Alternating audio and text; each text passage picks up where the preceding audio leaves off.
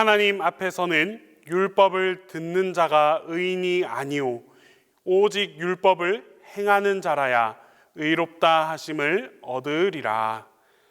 하나님은 영이시니 예배하는 자가 신령과 진정으로 예배할지니라.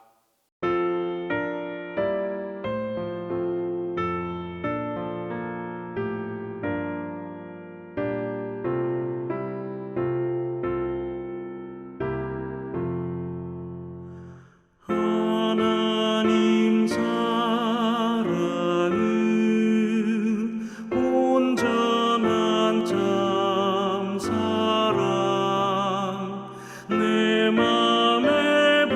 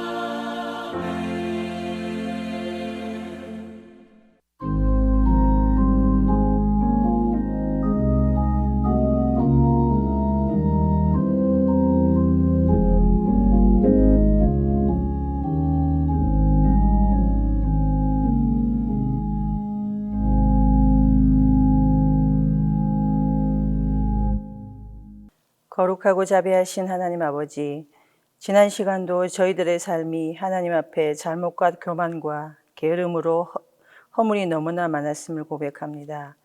이 시간 주님의 십자가의 보혈로 깨끗이 씻어 정결하게 하시고 온전한 심령으로 하나님 앞에 예배드릴 수 있도록 인도하여 주시옵소서. 은혜의 주님, 하루하루를 살아갈 때에 하나님께 늘 의지하고 하나님 앞에 부끄럽지 않는 삶을 살고자 애쓰지만 늘 부족하고 교만하고 믿음이 없음을 고백하오니 주님의 거룩함으로 채워주시고 낮아지게 하시고 용서하여 주시옵소서. 오직 주님만을 신뢰하고 의지하도록 귀한 은혜로 가득 채워주시옵소서. 주님, 간절한 마음으로 기도드립니다. 주님의 사랑이 얼마나 크고 기쁜 것인지 깨닫게 하여 주시고 주님의 사랑으로 제 삶의 방향이 바뀌게 하여 주시고 성품이 변화되게 하시며 주님께서 귀하게 쓰시는 귀한 주의 성도가 될 수 있도록 허락하여 주시옵소서. 늘 감사드리며 거룩하신 예수님 이름으로 기도드렸습니다.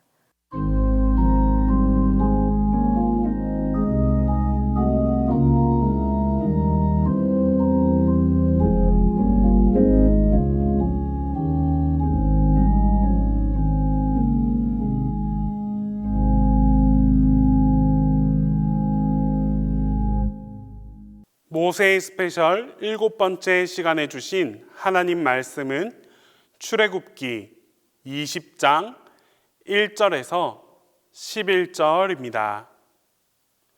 구약 성경 출애굽기 20장 1절에서 11절입니다. 하나님이 이 모든 말씀으로 말씀하여 이르시되 나는 너를 애굽 땅 종되었던 집에서 인도하여 낸 내 하나님 여호와니라. 너는 나 외에는 다른 신들을 내게 두지 말라. 너를 위하여 새긴 우상을 만들지 말고 또 위로 하늘에 있는 것이나 아래로 땅에 있는 것이나 땅 아래 물속에 있는 것에 어떤 형상도 만들지 말며 그것들에게 절하지 말며 그것들을 섬기지 말라. 나 내 하나님 여호와는 질투하는 하나님인즉 나를 미워하는 자의 죄를 갚되 아버지로부터 아들에게로 3, 4대까지 이르게 하거니와 나를 사랑하고 내 계명을 지키는 자에게는 1000대까지 은혜를 베푸느니라. 너는 내 하나님 여호와의 이름을 망령되게 부르지 말라. 여호와는 그의 이름을 망령되게 부르는 자를 죄 없다 하지 아니하리라. 안식일을 기억하여 거룩하게 지키라. 엿새 동안은 힘써 내 모든 일을 행할 것이나 일곱째 날은 내 하나님 여호와의 안식일인즉 너나 내 아들이나 내 딸이나 내 남종이나 내 여종이나 내 가축이나 내 문 안에 머무는 객이라도 아무 일도 하지 말라. 이는 엿새 동안에 나 여호와가 하늘과 땅과 바다와 그 가운데 모든 것을 만들고 일곱째 날에 쉬었음이라. 그러므로 나 여호와가 안식일을 복되게 하여 그 날을 거룩하게 하였느니라.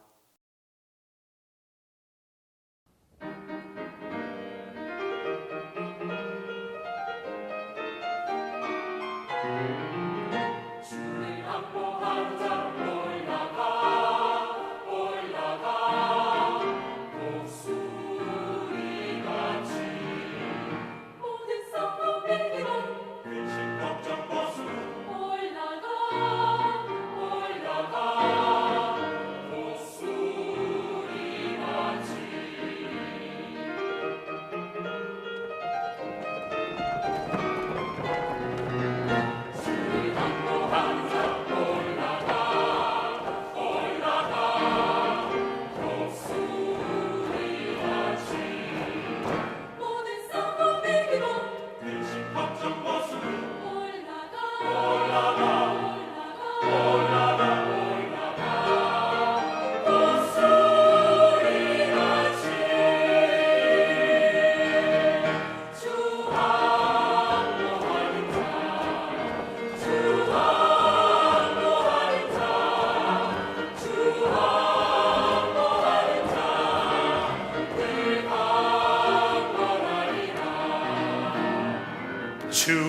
바라는 자는 새 힘을 얻으리. 독수리 날개 치듯이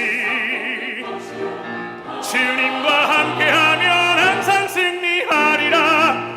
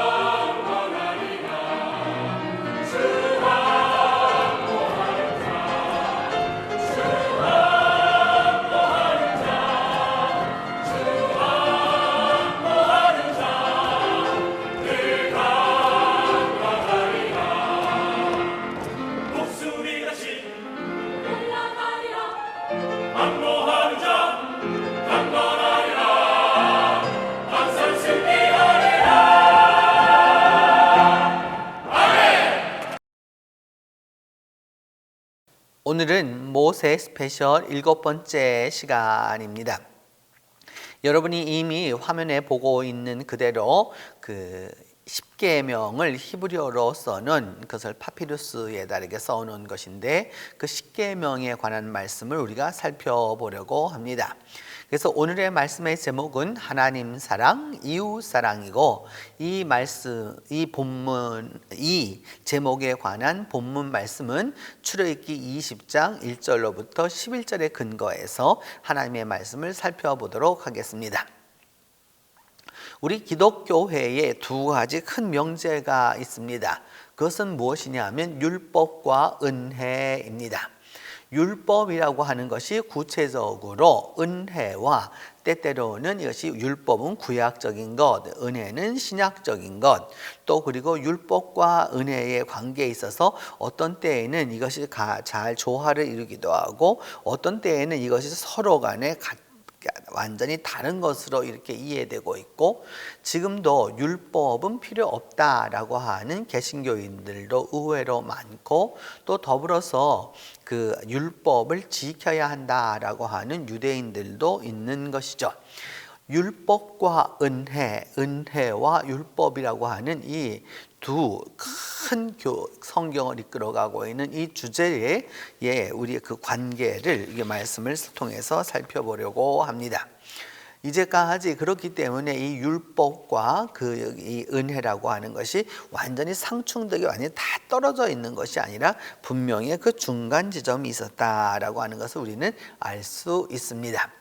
그러면서 역사적으로 교회는 율법과 은혜 사이에서 늘 갈등과 부조화 속에서 지내왔습니다. 율법과 행위를 강조하면 공로주의라 또 율법주의라 이렇게 정죄를 했고요. 또 은혜만을 강조하면 현실의 삶을 구체적으로 다루지 못한다고 이렇게 비판을 받아왔습니다.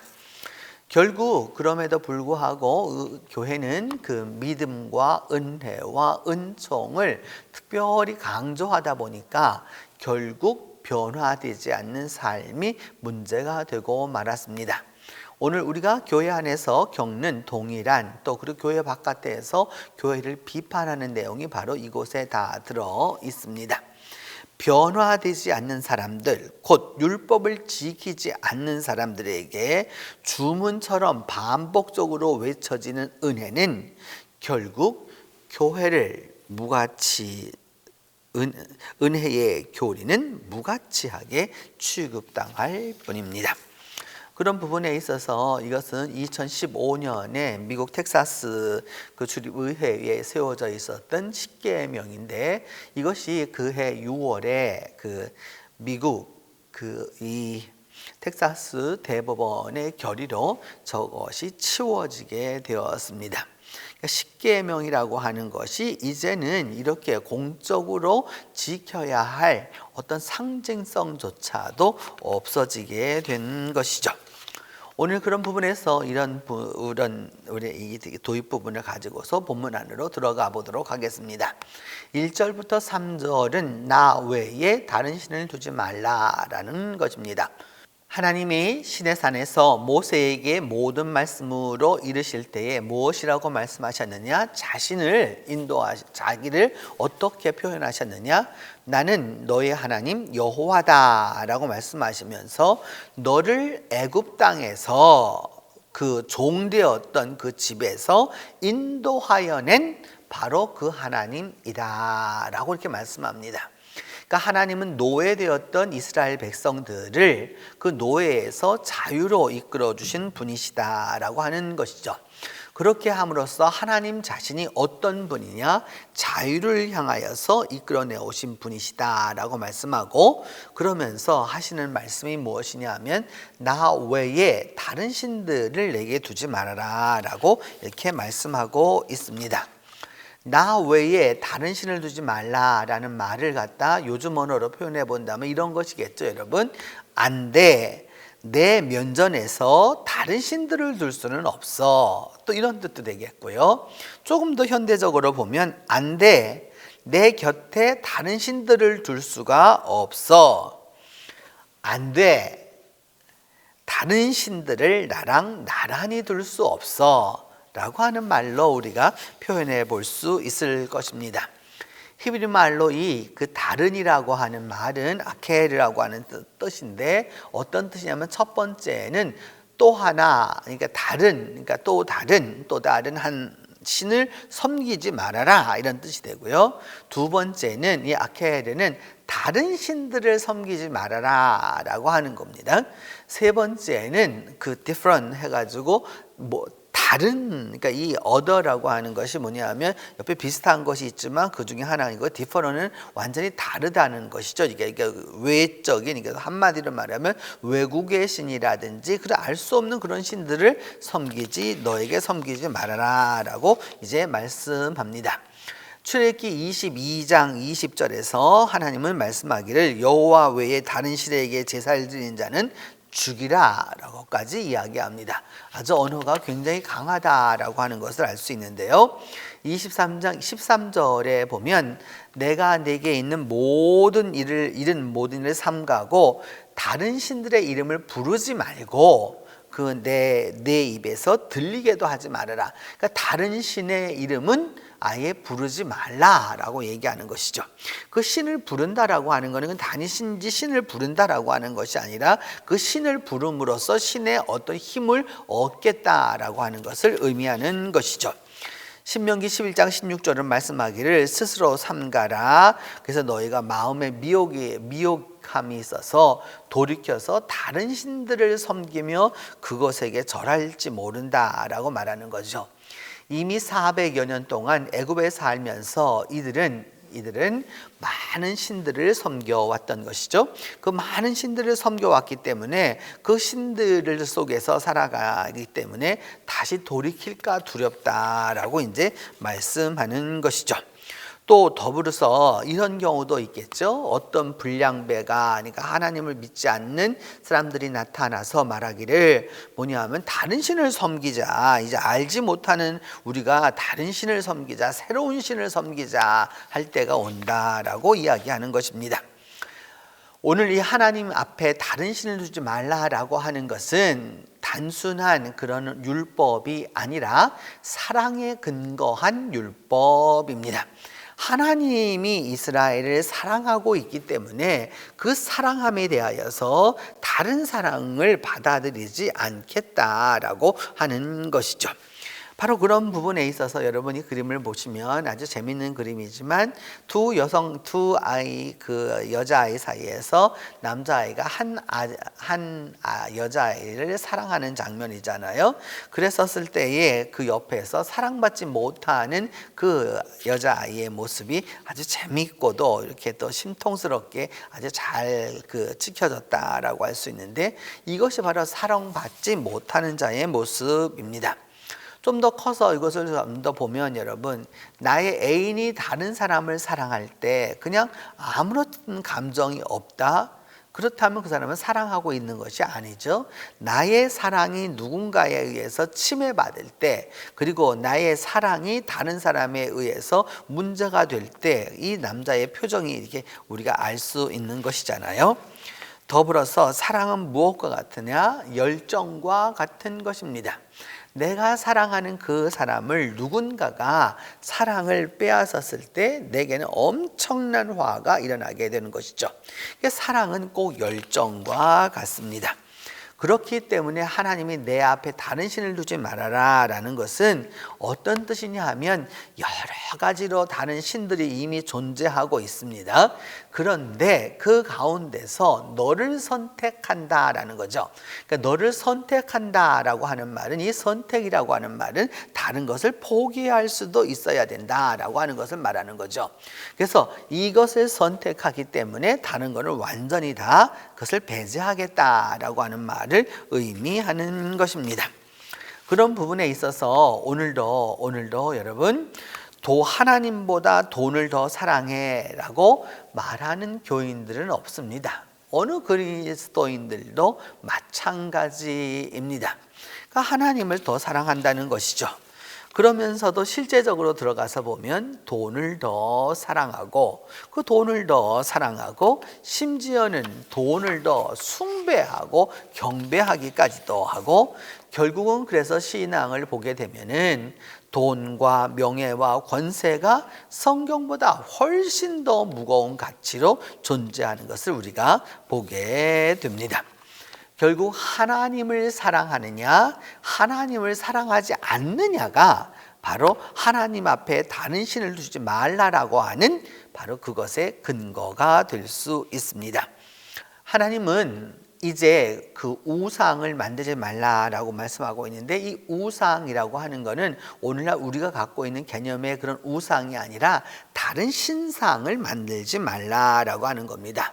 그래서 위로는 하늘에 있는 것, 아래로는 땅에 있는 것, 그 다음에 땅 아래 물속에 있는 것, 어떤 형상도 만들지 말아라. 그러면서 그것에게 절도 하지 말고 그것을 섬기지 말라, 곧 그것을 예배하지 말라라는 것입니다.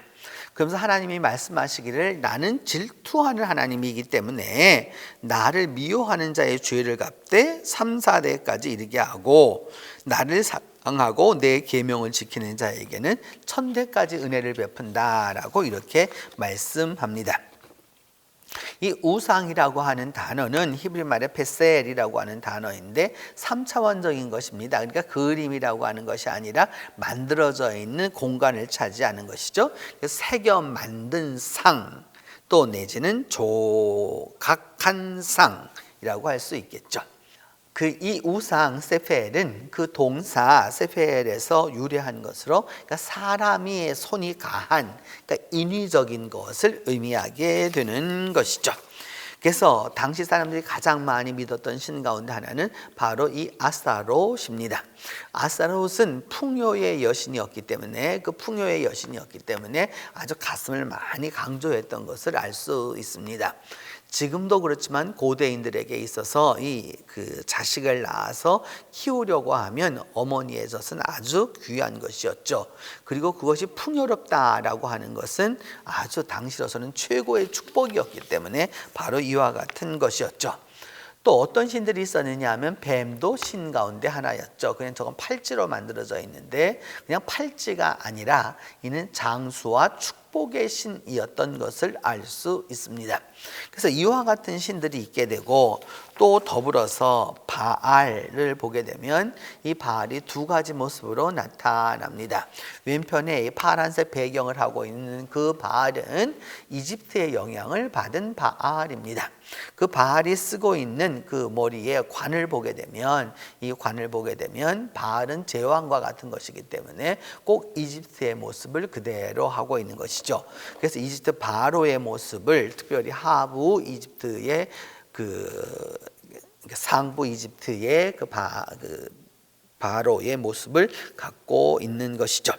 또 그 옆에 있는 모습은 보면 그것은 그 바벨론의 영향을 입었다라고 하는 걸 알 수 있습니다.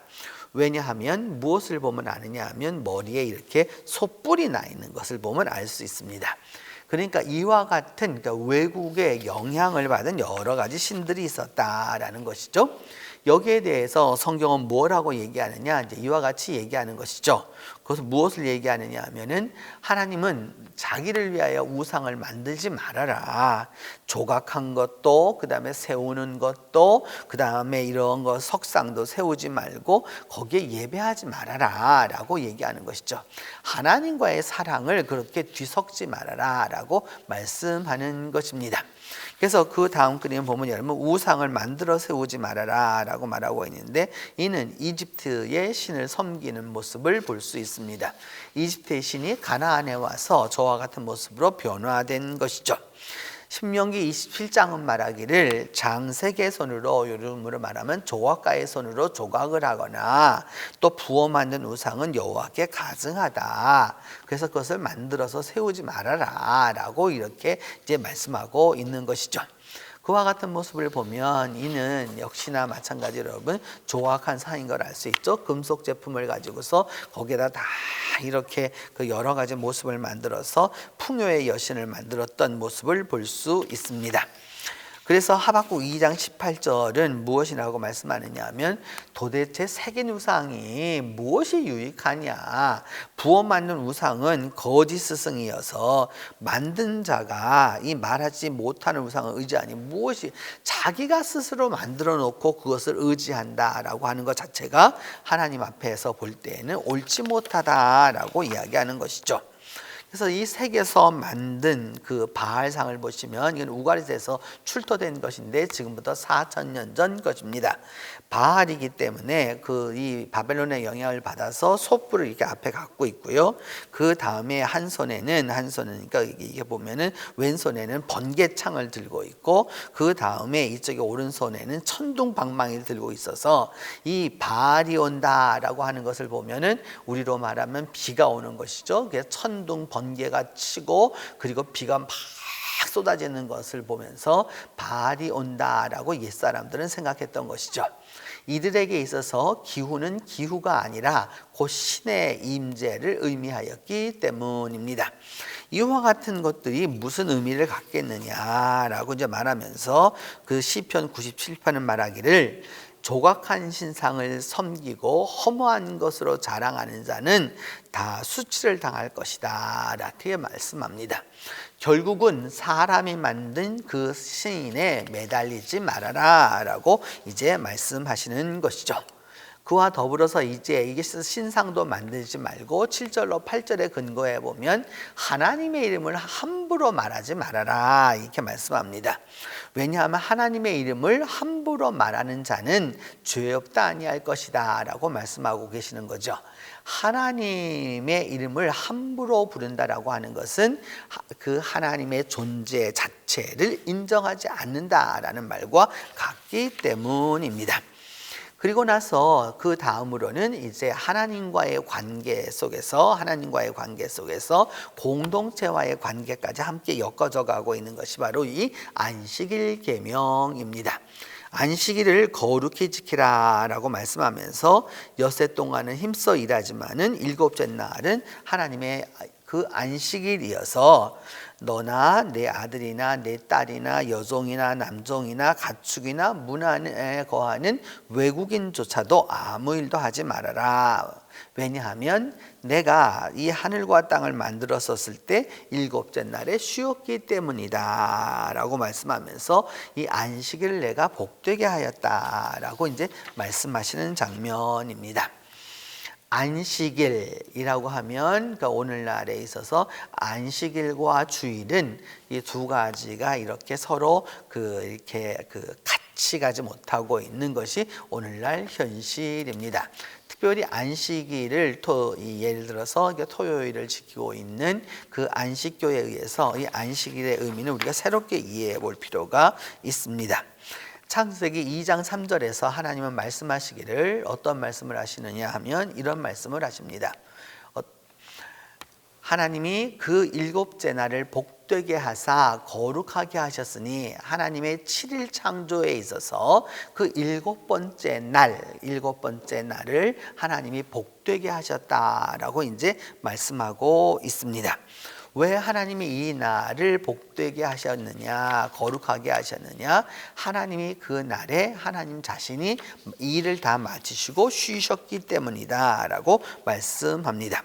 출애굽기 31장 16절은 말하기를 그 이스라엘이 안식일을 지키며 그것으로 영원한 대대의 기업을 삼아라라고 이렇게 이야기하는 것이죠.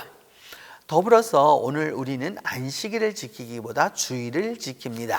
이 주일이라고 하는 것의 의미를 보려고 하면 원래부터 시작은 이렇게 시작이 되었던 것이죠.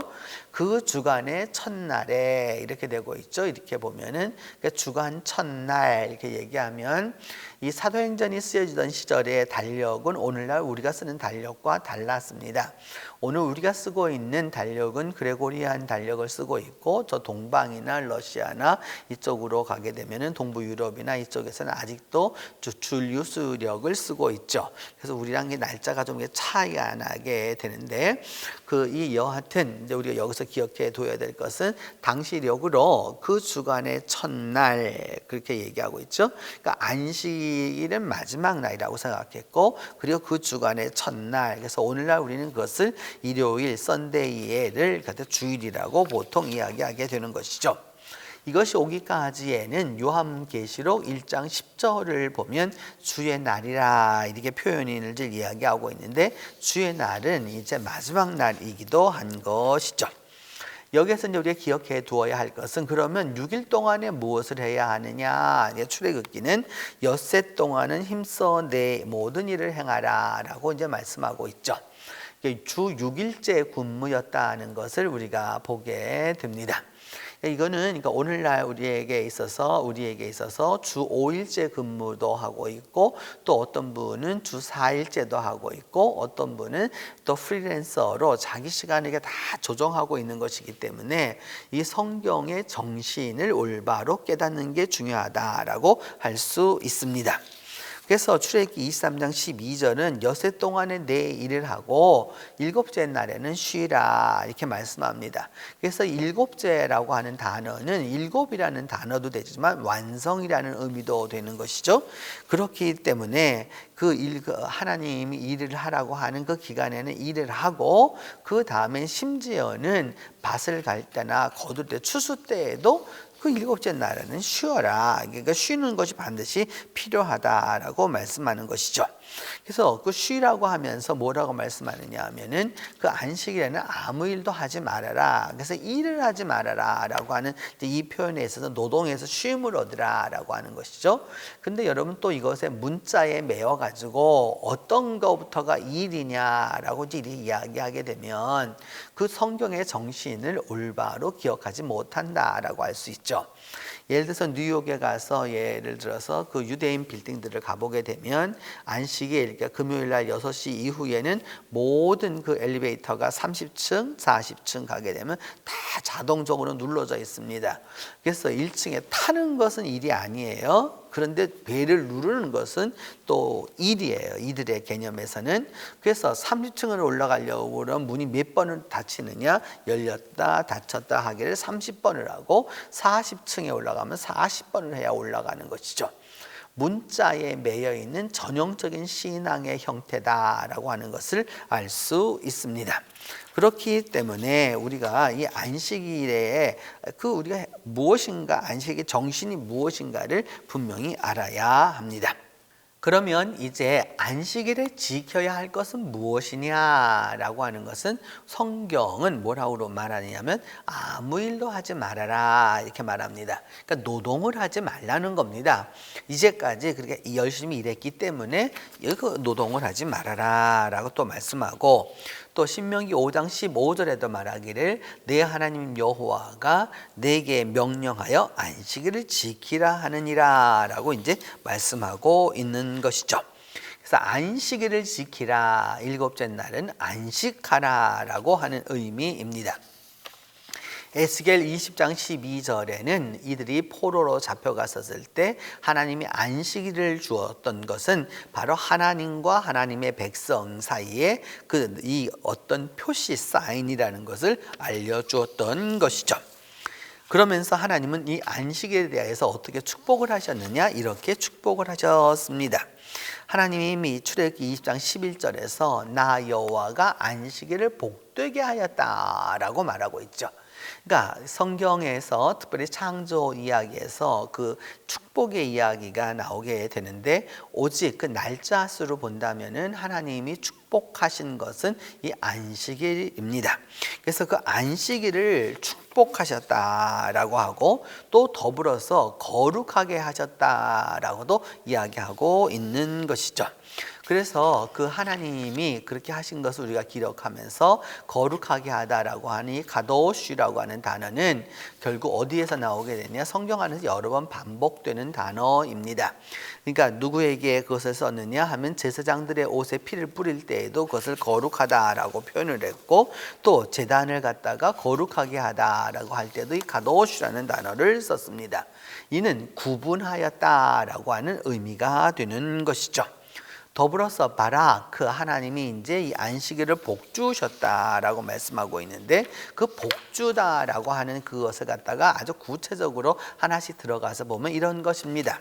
어떤 것이냐 하면 그 복을 주시다라고 하는 말씀은 쉬라는 의미입니다. 그 쉬라 첫 번째가 쉬라고 하는 것이죠. 그 쉬라고 하는 것은 어디에서 쉬는 것이냐? 노동에서 쉬는 것을 의미합니다. 두 번째, 하나님은 어떻게 하기를 원하시느냐? 우리가 쉬기를 원하신다라는 사실입니다. 그래서 우리가 잘 쉬게 되면 하나님이 그것을 기억하신다라고 말씀하는 것이죠. 더불어서 하나님은 또 무엇을 원하시느냐? 안식일을 거룩하게 지내라 라고 말씀하는데 이 말은 하나님을 잘 예배하라 라고 하는 의미인 것이죠. 그래서 기도하고 쉬고 가서 오늘 이 문자대로 얘기하면은 하나님을 쉬게 하라 라고 이야기하고 있는 것이죠. 세 번째로 이 축복은 어떤 것이냐 하면은 가족과 함께 지내라 라는 것입니다. 안식의 출발점은 어디에서부터 시작되느냐? 온 가족이 모임에서부터 시작이 됩니다. 그러니까 온 가족이 모여서 가족 식탁을 나누는 것에서부터 안식일이 시작이 되고 그 저녁을 아주 맛있게 나누면서 그 다음을 이제 하게 되는 것이죠. 그렇게 해서 안식일 식사를 함께 나누는 것이고 또 더불어서 이제 마지막으로 즐겁게 지내라라는 겁니다. 주일은 안식일은 어떻게 지내야 하느냐? 즐겁게 지내야 하는 것이죠. 이 즐겁게 지내는 것이 없으면 안 되는 것이죠. 그래서 시편 118편 24절에 이날은 여호와께서 정하신 것이라 이날에 우리가 즐거워하고 기뻐하겠다라고까지 말씀하게 되는 것이죠. 이것이 바로 그 하나님과 그 인간 사이에 있어서 주어지는 그 계명의 그 하나님 사랑과 인간 사랑의 계명으로 이어져 가는 것의 결론부에 해당한다고 할 수 있습니다. 이제 신약으로 넘어가서 마가복음 12장 13절에 보면 하나님 어떤 계명이 제일 중요한 계명이냐 또는 영생을 얻기 위해서 어떻게 해야 되느냐 그러면 여기서 예수님 말씀하시죠. 하나님을 사랑하고 이웃을 사랑하는 것이 가장 중요하다라고 이렇게 말씀합니다. 하나님을 사랑하는 자 곧 이웃을 사랑하는 사람입니다. 로마서 13장 10절도 말하기를 사랑은 이웃에게 악을 행하지 아니하나니 그러므로 사랑은 율법의 완성이라 라고 말씀하는 거죠. 그러니까 사랑하느냐 진정 올바른 사랑일 때 그 사랑이 율법의 완성이다 라고 말씀하는 것입니다. 누가복음 10장 27절을 말씀하기를 목숨을 다하고 마음을 다하고 힘을 다하여 뜻을 다하여 하나님을 사랑하고 내 이웃을 내 자신과 같이 사랑하라. 이것이 바로 성경이 말하고 있는 율법과 은혜의 핵심입니다. 성도 여러분, 이제 마지막 그림을 보아주시면 이 손 위에 있는 십자가가 보이잖아요.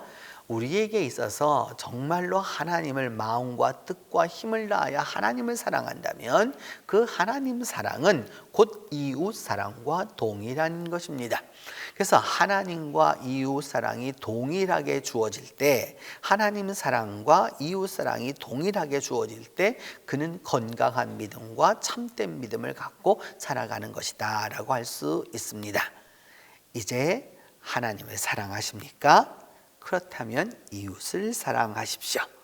그리고 하나님을 힘과 뜻과 마음을 다하여 사랑할 때 이웃 또한 우리의 힘과 뜻과 마음을 다하여 사랑함으로 하나님이 우리에게 베풀어 주시는 은혜와 율법을 올바로 이루어가는 그 믿음을 얻게 될 것입니다. 기도합니다. 하나님, 우리가 하나님의 율법과 하나님의 은혜 가운데 살면서도 때때로 주님 안에서 바로 하지 못할 때가 있습니다. 하나님 용서하여 주시고 이제라도 우리가 하나님을 마음과 뜻과 힘을 다하여 사랑하여서 이웃 또한 그리 사랑할 수 있도록 도와주시옵소서. 그리하면서 은혜와 율법이 함께 할 수 있도록 도와주시고 우리의 그 사랑의 완성이 곧 율법에 있음을 우리가 기억할 수 있도록 하나님께서 은혜를 베풀어 주옵소서. 오늘도 만나는 이들 모두 위에 하나님이 축복하여 주시고 은혜를 베풀어 주시길 기도하옵고 우리 주 예수 그리스도의 이름으로 기도합니다.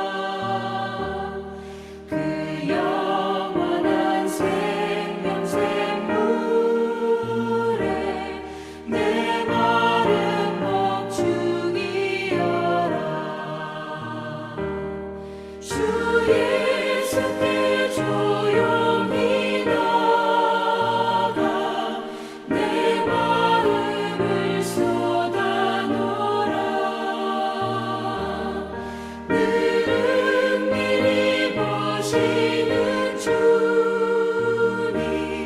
그 은혜를 베푸시니 나 주님과 사귀어 살면 새 생명이 넘치리라 주 예수를 찾는 이 앞에 참 밝은 빛 비추어라 주 예수께 조용히 나가 내 마음을 쏟아놓으라 늘 은밀히 보시는 주님 그 은혜를 베푸시니